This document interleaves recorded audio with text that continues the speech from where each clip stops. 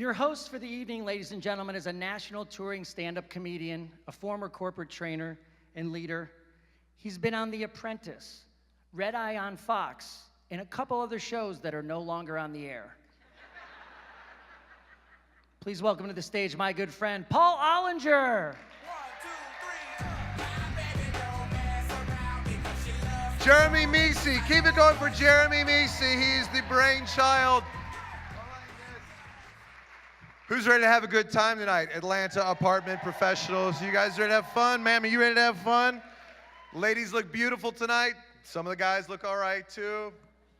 Not that great, but you know, like Jeremy said, I'm a comedian. I used to be in the corporate world. Now, full disclosure up front, I am not an apartment professional, but in my defense, I'm qualified to be here because I have broken many leases in my life. Dozens. Hey, come on, that's part of the game, lady. Let's go. Many leases, dozens of windows, and one particularly great weekend, a whole bunch of drywall. It was awesome. It was awesome. I actually was a pretty great tenant, I think. My landlady liked me so much that she invited the marshal to help me move out. So it was, I earned it.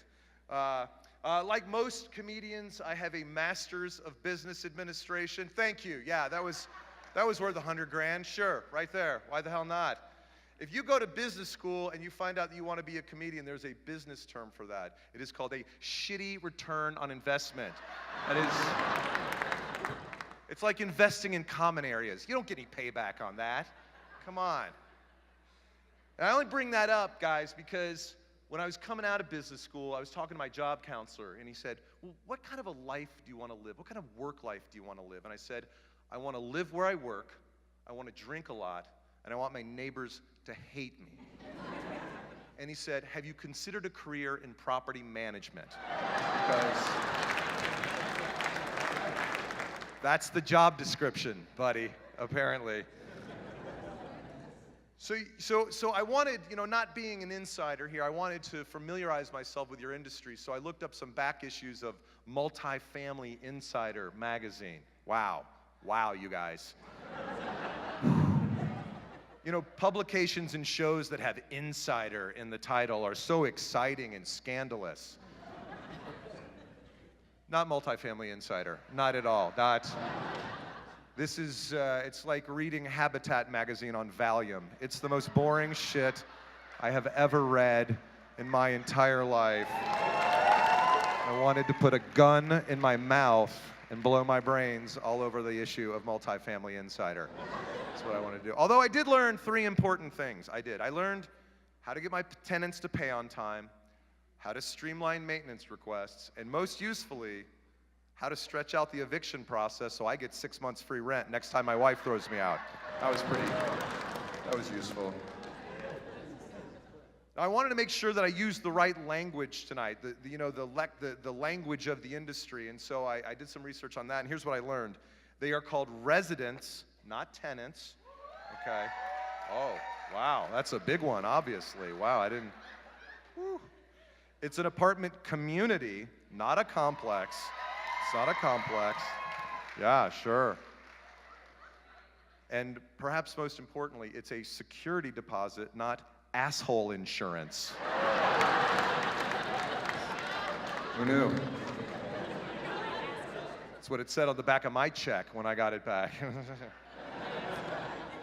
Oh, and also, you're not supposed to use the term landlord anymore. I didn't know that, because last time I was a renter, my property manager made me call her Princess Patricia, the princess of post properties.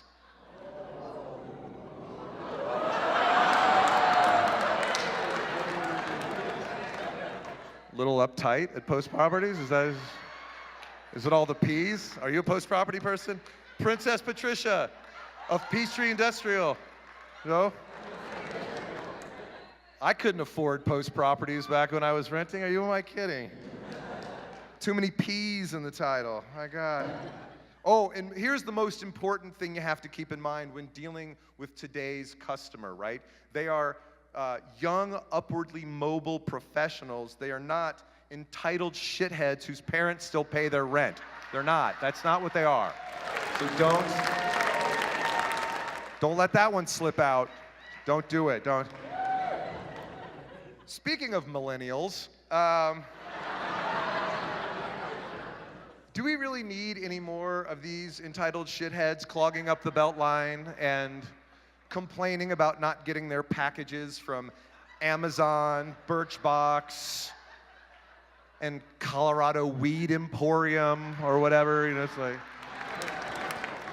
hey man, that package is important, all right? It's a prescription for stress, man. They might cancel Stranger Things, man. You know? I gotta deal with that. You know, when I booked this gig, Russ Webb called me and said, hey, Paul, we want you to join the AAA. And I said, hey, Russ, like I've told my wife 1,000 times, I do not have a drinking problem, all right? I just like the smell of bourbon a little bit.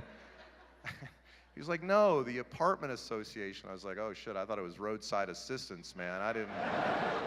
But my wife, we've got a great, I've been married for 10 years. I'm so excited about, thank you, whole decade.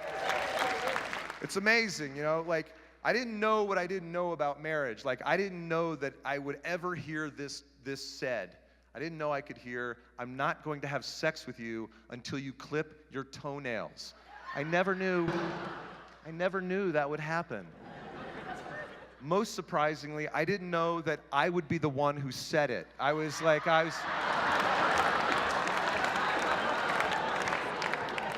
She's got some talons down there, you know, and it's like, I'm on baby aspirin. I might bleed out, you know, like I can't afford to get cut, you know. I didn't know that. Like, I didn't know that my biggest fight in my marriage wasn't going to be about fidelity or finances. It was going to be the fact that my wife loads the dishwasher like an asshole.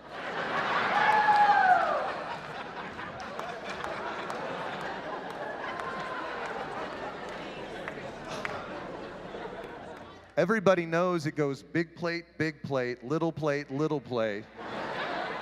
But with my wife, it's like a Picasso on acid. You know, it's like a dish here, a bowl there, cutlery strewn across the top rack. I saw it the other day and I was like, how far away were you from the dishwasher when you threw that bowl in there?